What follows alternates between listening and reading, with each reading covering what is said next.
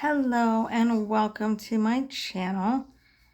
I'm going to be reading from Jesus 21 Days That Can Change the Way You Pray by Toby Lofton. Today we are on day 5 and it is titled Don't Leave Me. And we start out with a Bible verse and then we do a reading and then there's a prayer.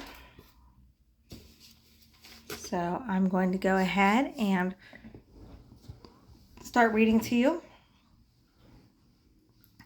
And you can follow along if you'd like, or you can just listen.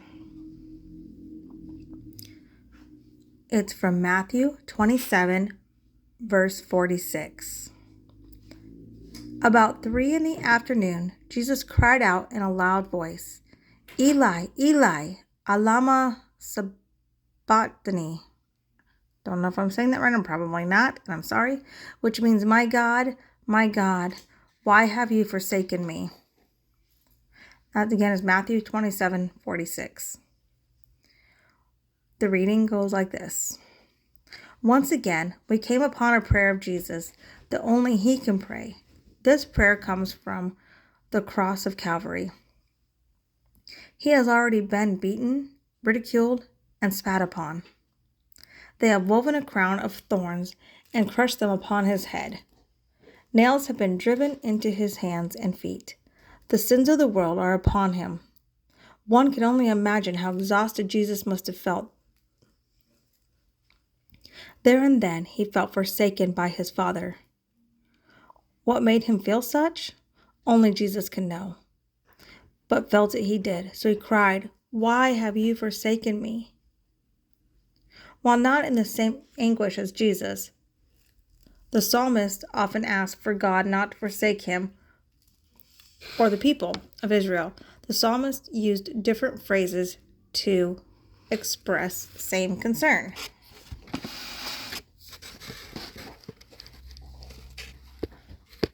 Do not forsake us. Do not rebuke me. How long, O Lord? Do not cast me off. There are many other examples we can find in the Psalms.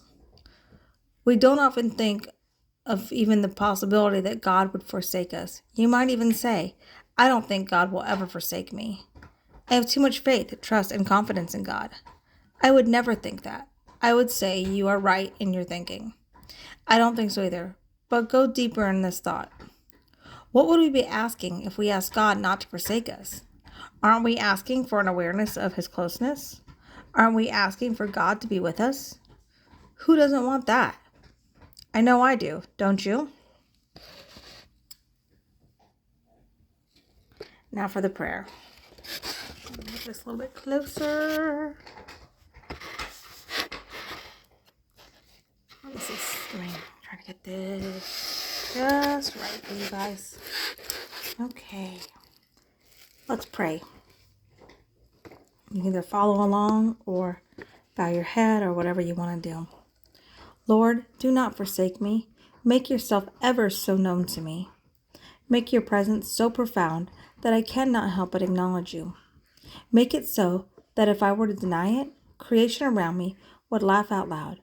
Lord, I pray so earnestly for this.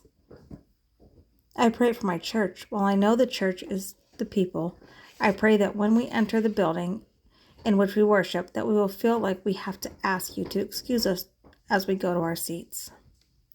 Make the people gather. We all have stories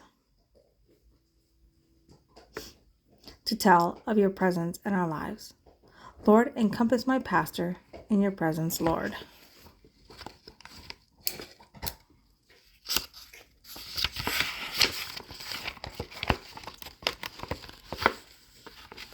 Hang on 1 second. I need to go ahead and fix this 1 second, guys. Sorry, this is live, so just trying to get things situated. Let's finish the prayer.